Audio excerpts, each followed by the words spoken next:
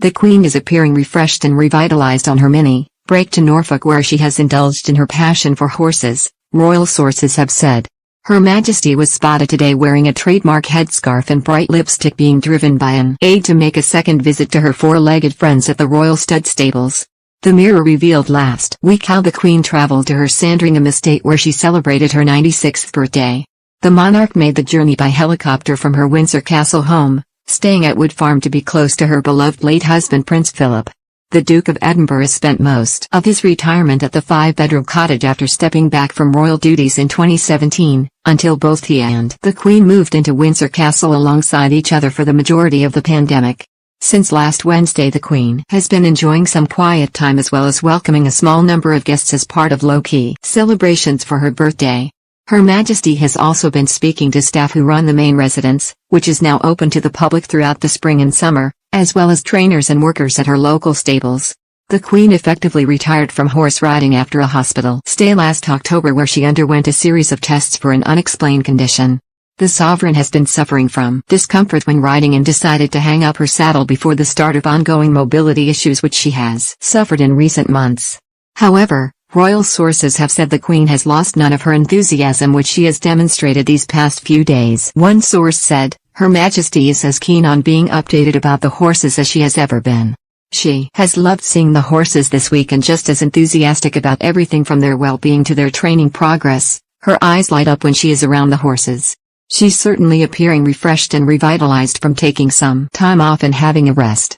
The Queen has been forced to cancel several high-profile engagements in recent weeks after suffering from an inability to get about. Palace insiders say that while she remains pin-sharp in mind, the aging monarch has good days and less good days with her mobility. Courtiers have stressed that the Queen should not be expected to attend high-profile events as a matter of course, but instead will make decisions on the day. The Prince of Wales alongside the Duchess of Cornwall and the Duke and Duchess of Cambridge stepped in to attend Easter church services on behalf of Her Majesty, while Prince William and Kate marked the Anzac Day commemorations today on behalf of the family. It emerged last week that Buckingham Palace and horse racing chiefs responsible for the Epsom Derby are also engaged in a military-style operation to get the Queen to the event this year, which takes place during her Platinum Jubilee weekend of celebrations in June. Plans involve making sure the Queen's car can be driven as close as possible to the racecourse suites where the monarch could take a lift up to her private box to watch the event in comfort. The Queen has never had a winner in what is considered to be the world's most prestigious flat race.